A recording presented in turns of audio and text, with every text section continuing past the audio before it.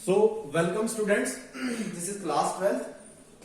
आज हम पढ़ने जा रहे हैं that is pedogenesis. Pedogenesis. So जहां तक पेडो का सवाल है, pedo means soil and genesis means manufacture. So आज हम पढ़ेंगे पेडोजेनेसिस के अंदर के सॉइल जो है वो बनती कैसे है, क्या क्या चीजें हैं, कौन कौन से प्रोसेसेस हैं जो इसमें इन्वॉल्व हैं। तो अगर हम देखिए, this is a complex process जिसके अंदर सॉइल डेवलपमेंट भी बोलते हैं इसको हम। ये मोस्टली बायोलॉजिकल प्रोसेस से होती है। This mostly occurs due to biological process. और वो बायोलॉजिकल प्रोसेस क्या है? That means with the help of living organisms.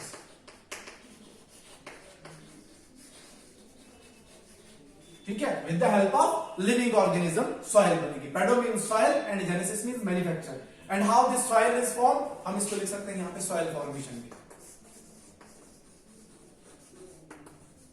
ठीक है, पेडोजेनेसिस, मैन्युफैक्चर। और सॉइल बनती कैसे है? That is form due to biological processes and that is due with the help of living organism. अब अगर बात करें हम बैक्टीरिया, लाइकन्स, फंजाई, बहुत सारी चीजें हैं। लाइकन्स,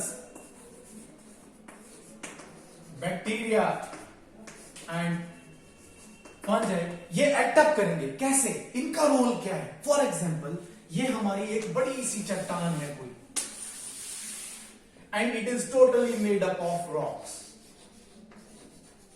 ठीक है, दिस इज अ रॉक, और ये टोटल जो है इसके ऊपर कोई लिविंग ऑर्गेनिज्म नहीं रह रहा है। This is a rock, embedded, totally embedded with rocks, कोई चट्टान है ना। फॉर एग्जांपल,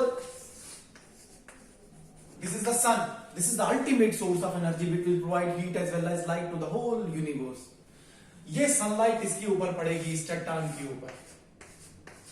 ठीक है, ये क्या हो जाएगी? ये हीटअप हो जाएगी। ठीक है, लेकिन इसके साथ में यहां पे कहीं वाटर बॉडीज है, कोई ओशियन है, कोई पॉन्ड है, कोई लेक है, कोई वाटर बॉडी है।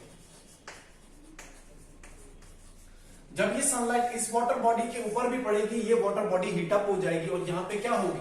इवेपोरेशन। और उस इवेपोरेशन के बाद जब ये वाटर वेपर्स एटमॉस्फेयर में जाएंगे तो वहां क्या होगी? कंडेंसेशन। ठीक है, एंड ये साइमल्टेनियस प्रोसेस है। जिस टाइम सन इस रॉक को हीटअप कर रही है, वो इस वाटर बॉडी को भी हीटअप कर रही है। दोनों चीजें हीटअप हो रही हैं। ठीक है, ये हीटअप हो रही है, ये हीटअप हो रही है, इसकी इवेपोरेशन हो रही है, एटमॉस्फेयर में जा रही है, इसकी कंडेंसेशन हो रही है, लेकिन ये कंटिन्यूसली हीटअप हो रही है। अब एटमॉस्फेयर के अंदर जब ये कंडेंसेशन होके गए वाटर वेपर्स, ये नीचे आएंगे to earth in the form of rain, और जब अर्थ के ऊपर आए तो इस चट्टान के ऊपर भी आएंगे। अब ये चट्टान जो कंटिन्यूसली सनलाइट की वजह से हीटअप हो गई थी, उसके ऊपर जब बारिश पड़ेगी तो इसके ऊपर क्रैक्स पड़ने शुरू हो जाएंगे। ठीक है, इसके ऊपर क्रैक्स पड़ने शुरू हो जाएंगे due to some natural activities, by wind, by water, by insects, by birds. क्या हो जाता है? हवा चलती है, यहां पे डस्ट एक्यूमुलेट होना शुरू हो जाती है। इन क्रैक्स पे क्या होगा? डस्ट एक्यूमुलेट होगी। इस डस्ट के एक्यूमुलेट होने की वजह से क्या होगा?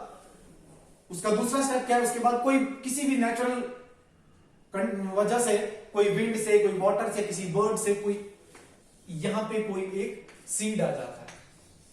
ठीक है, और जब इसके ऊपर बारिश भी पड़ी, जब इसको धूप भी मिल रही है, तो वहां पे लाइकन्स ग्रो करना शुरू करेंगे, मॉस। अब जिस टाइम यहां पे कोई सीड आएगा, वो सीड, उस सीड को यहां क्या मिला?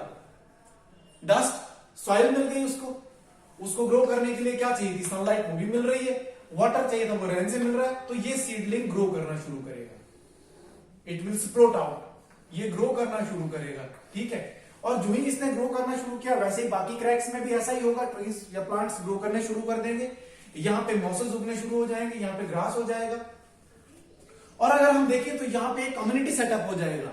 यहां पे अगर ग्रास है तो यहां ग्रास ऊपर आएगा, यहां एंड्स आएंगी, यहां बर्ड्स आएंगे, यहां एक कम्युनिटी सेटअप होनी शुरू हो जाएगी।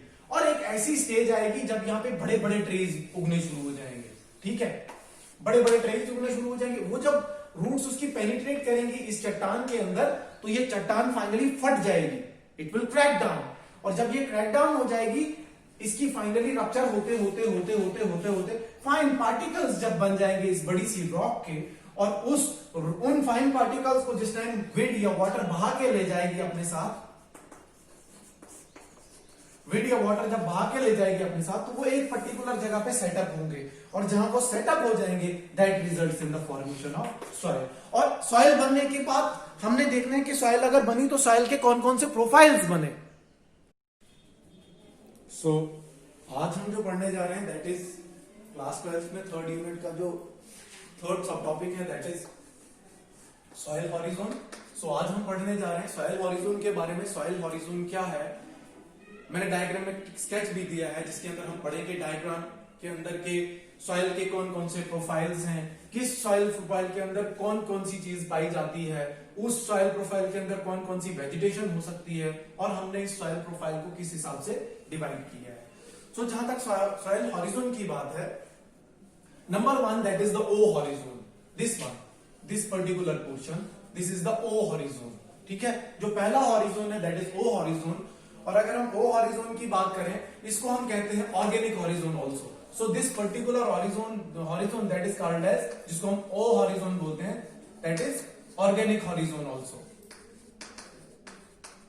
ठीक है, ओ हॉरिजॉन को हम ऑर्गेनिक हॉरिजॉन बोलते हैं। Decompose, it is formed of decomposed organic matter. For example यहाँ पे कोई प्लांट्स ग्रो कर रहे हैं, जो मैंने डायग्राम के अंदर बताया, कोई ट्रीज ग्रो कर रहे हैं, उनके लीव्स जिस टाइम डिकम्पोज हो जाएंगे with the action of wind and water, जब वो गिर जाएंगे और वो सड़ने शुरू हो जाएंगे, that will result in the formation of humus, जो मोस्ट फर्टाइल सॉइल है वो बन जाएगी। लेकिन बनी किसकी? उन्हीं लीव्स की, उन्हीं प्लांट्स की, उन्हीं एनिमल्स की जो डिकम्पोज होकर दोबारा अर्थ में चले गए। सो 30% ऑर्गेनिक मैटर की बनी होती है ये ओ हॉरिजॉन, और ये मोस्टली देखी जाती है फॉरेस्ट एरियाज में। और फॉरेस्ट एरियाज में क्यों ज्यादा देखी जाती है?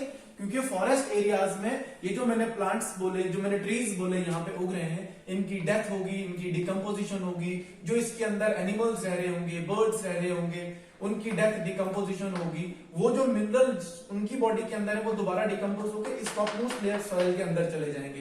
That is why this is the most fertile soil and it is 30% organic and 50% clay in this particular O horizon.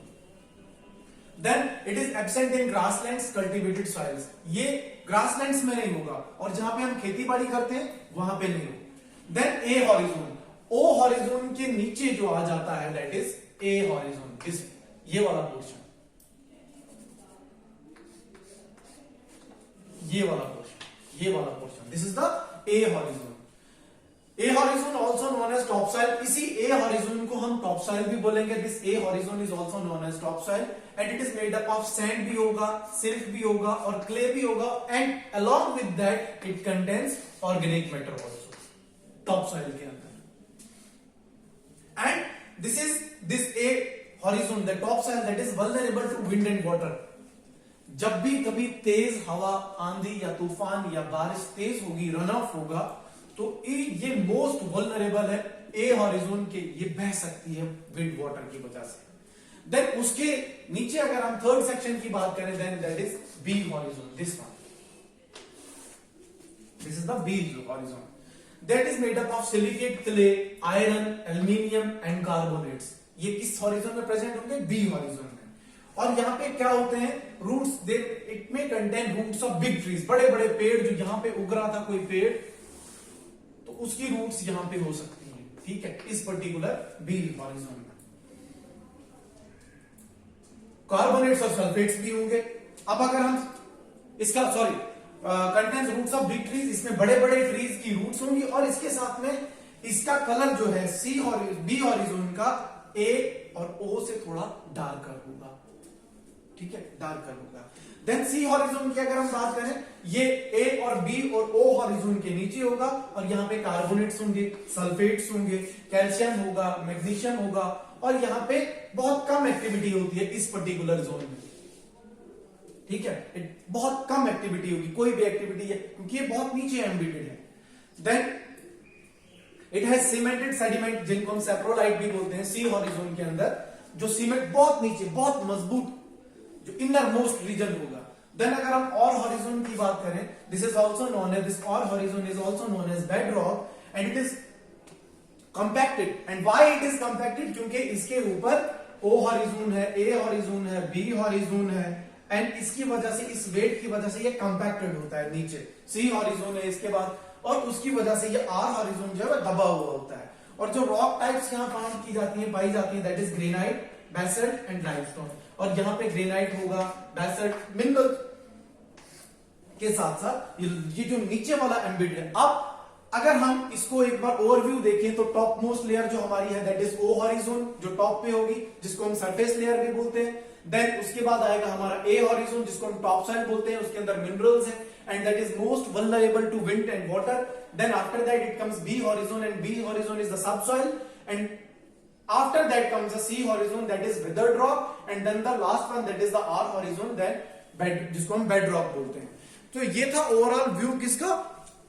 Soil horizons का। अब हम पढ़ेंगे सॉइल प्रोफाइल, और सॉइल प्रोफाइल के बाद पढ़ेंगे हम इसकी सॉइल की डिग्रेडेशन या इसका सॉइल पोल्यूशन।